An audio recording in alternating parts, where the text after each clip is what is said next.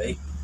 Nama saya Afan Farki dengan NIM 190910302114. Asal saya dari Universitas Jember, dan saya akan mempresentasikan mengenai hasil review buku Gerakan Sosial yang ke-8. Dimana bagian pertama yaitu pada subbab yang pertama dan bagian pertama Guru Reklamasi Frame Studi Visual Pemberontakan Arab. Pada subbab pertama, pada bagian yang pertama ini, penulis mengawalinya dengan suatu pembahasan, yaitu pembahasan tentang pemberontakan Arab yang memulihkan rezim otoriter Tunisia, Mesir, dan Libya pada tahun 2011. Melalui analisis visual terhadap 3.506 foto yang diambil di lokasi protes, penulis dari buku ini mencoba untuk mengidentifikasi jenis bingkai utama baru, yaitu reklamasi, di mana para pemprotes menegaskan hak mereka atas apa yang mereka rasa seharusnya mereka miliki tetapi belum diserahkan atau telah dicuri dari mereka oleh para diktator.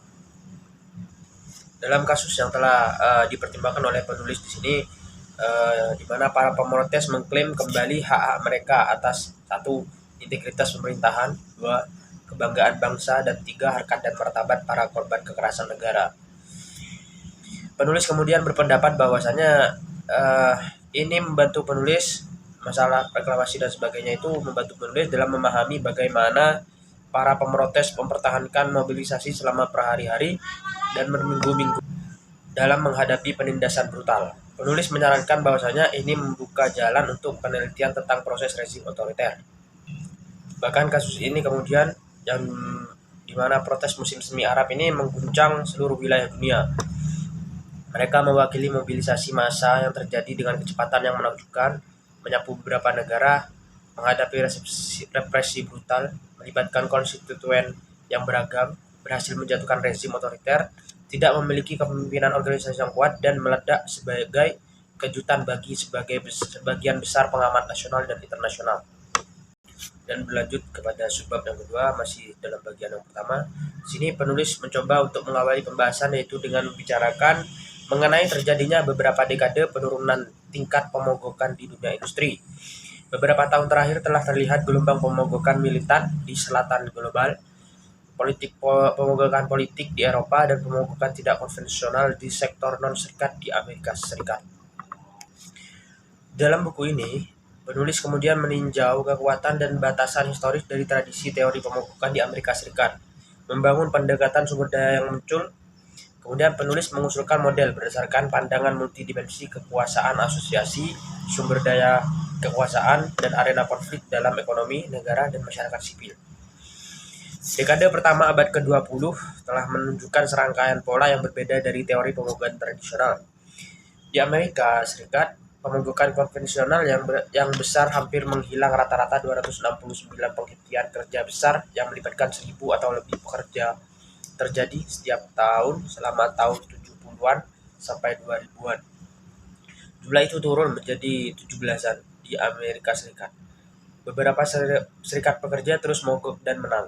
Dipimpin oleh pemogokan guru sekolah umum, 20 penghentian pekerjaan besar yang dimulai pada 2018, dan berkat kampanye berjuang untuk $15 tersebut yang sedang berlangsung, yang dipimpin oleh pemogokan demonstrasi singkat dari pekerja makanan cepat saji, tampaknya tidak mungkin secara politis telah diadopsi dengan cepat di negara bagian utama Amerika dan wilayah metropolitan. Dalam artikel ini kemudian penulis membangun PRA untuk mengatasi masing-masing kekurangan tersebut. Pertama, penulis membuat perbedaan mendasar antara kemampuan pekerja untuk bertindak secara kolektif dan sumber daya yang kemudian didefinisikan sebagai sumber daya ukir daripada bentuk kekuasaan dalam hak mereka sendiri.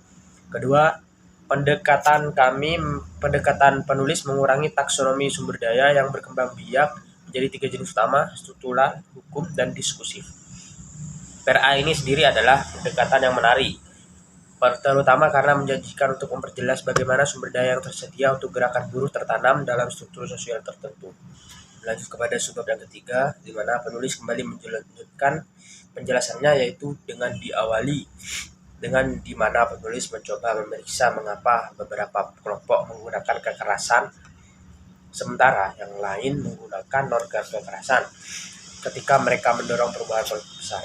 Non-kekerasan bisa lebih murah, tetapi aktor non-negara harus bisa memobilisasi sejumlah besar orang agar berhasil. Ini kurang penting untuk pemberontakan dengan kekerasan, karena serangan yang berhasil dapat dilakukan oleh sejumlah kecil orang. Ini berarti bahwa kelompok yang percaya bahwa mereka memiliki potensi untuk memobilisasi lebih banyak orang cenderung tidak menggunakan kekerasan.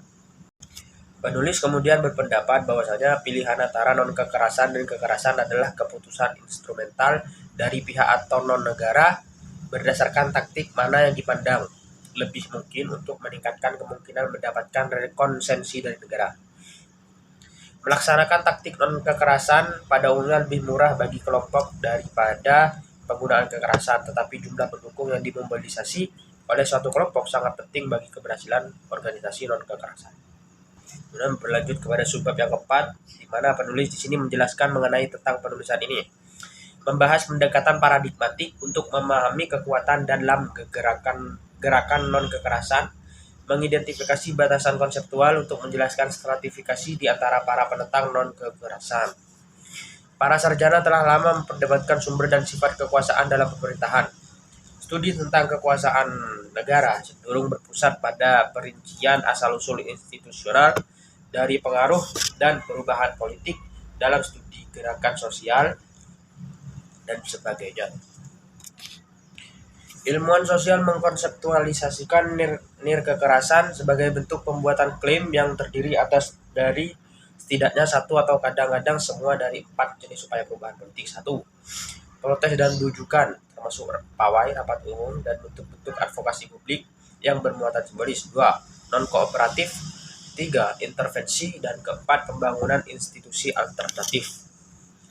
Bahasan dalam artikel ini kemudian berlanjut pada bagian yang kedua, yaitu ilegitimasi, stabilitas politik, dan erosi aliansi. Pada subbab yang pertama, pada bagian kedua ini, pembahasan mengarah kepada kondisi perpolitikan di negara Afrika Selatan, di mana dalam pembahasannya mengkaji kapan dan bagaimana ilegitimasi mempengaruhi stabilitas rezim politik. Dalam mengkaji keterkaitan tersebut, penulis mengambil studi kasus pada Partai Nasional di Afrika Selatan yang menguasai pemerintah Afrika Selatan dari tahun 1948 hingga pemilu pertama pada tahun 1994. Konsisten dengan argumen bahwa ilegitimasi tidak dapat menjelaskan ketidakstabilan politik, partai tersebut mempertahankan kekuasaan selama hampir setengah abad meskipun ilegitimasi domestik tersebar luas dan munculnya gerakan global melawan apartheid.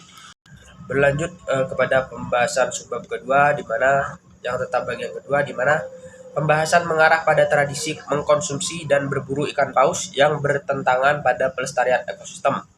Konflik Korea tentang perburuan paus nampaknya mencerminkan konflik global yang terjadi di dalam International Whaling Commission (IWC) antara negara-negara anggota pro-whaling dan anti-whaling.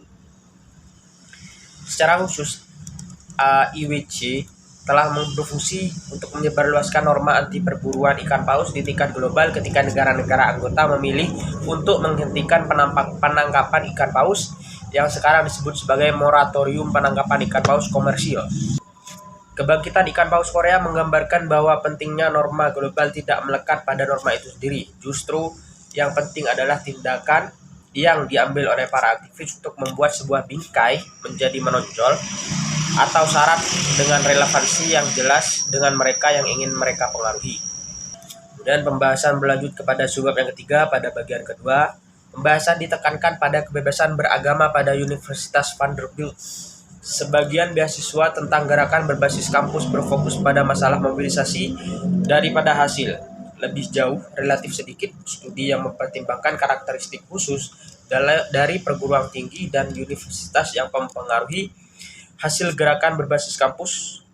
Dalam kondisi apa gerakan berbasis kampus yang menargetkan perguruan tinggi atau universitas kemungkinan besar akan berhasil atau gagal?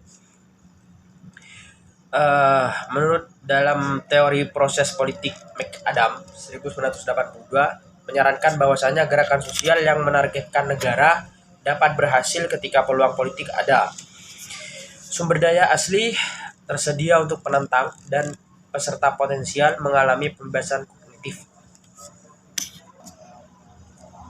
Meskipun gerakan kebebasan beragama sangat berhasil dalam mobilisasi sumber daya yang dimiliki oleh kelompok-kelompok Kristen di Vanderbilt dan dalam meyakinkan ratusan mahasiswa yang terlibat dalam organisasi mahasiswa Kristen tentang keadilan tujuan mereka dan kebutuhan untuk berpartisipasi dalam gerakan, karakteristik khusus yang terdiri dari struktur kesempatan pendidikan di Vanderbilt, khususnya status gabungannya sebagai pribadi, universitas sekuler, elit, dan kaya, mungkin menjelaskan mengapa gerakan kebebasan beragama gagal.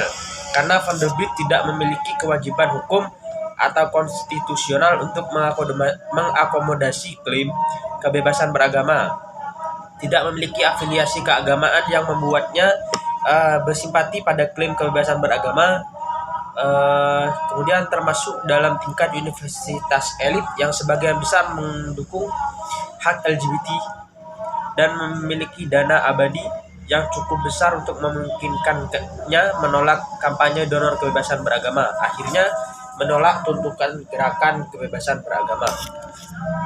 Mungkin sekian dari presentasi review buku ke-8 saya. Kurang lebihnya mohon maaf. Terima kasih.